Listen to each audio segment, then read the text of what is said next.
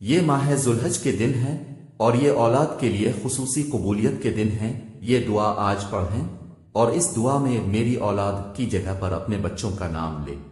بسم اللہ الرحمن الرحیم۔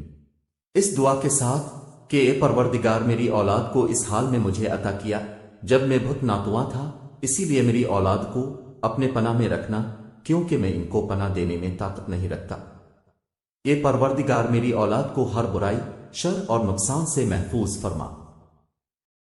اے خدا میری اولاد کو ہر بیماری سے محفوظ فرما۔ اے مہربان رب، میرا امتحان اور آزمائش میری اولاد میں قرار نہ دینا۔ اے پروردگار میری اولاد کو اپنی آشکار اور پنہا آزمائشوں میں کامیاب فرما۔ اے رب کریم میری اولاد کو اپنے صالحین میں سے قرار دے اور میری اولاد کو دین و عبادت و اخلاق میں بہترین لوگوں میں سے اور زندگی میں سعادت مندوں میں سے مقرر فرما۔ اے پروردگار میری اولاد کو حلال کے ذریعے حرام سے روک دینا اور کرم الہی سے اپنے سوا کسی کے محتاج نہ کرنا۔ اے رب رحیم جس طرح اپنی کتاب پاک کی قیامت تک حفاظت کرنی ہے، میری اولاد کو شیطان کے شر سے محفوظ رکھنا۔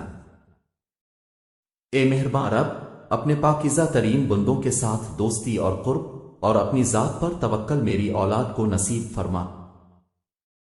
اے پروردگار وہ تمام بیماریاں جو روح و جسم کو نقصان پہنچاتی ہیں، میری اولاد سے دور فرما اور اپنے ارادہ خیر کے ذریعہ مجھے توفیق فرما کہ میں اپنے بیٹے کے لیے بہترین امیدیں اور آرزویں کروں اور ان دعاؤں کو قبول فرما۔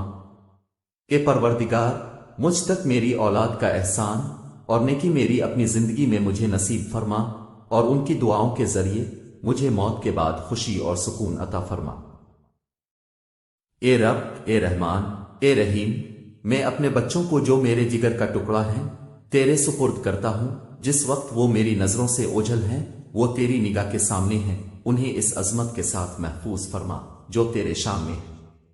آج وہ دن ہے کہ جس میں والدین کی دعا اولاد کے حق میں قبول ہوتی ہے۔ اے پروردگار وہ جو میری زبان سے نہیں نکلا لیکن تیری حکمت و علم سے پوشیدہ نہیں ہے وہ عطا فرما۔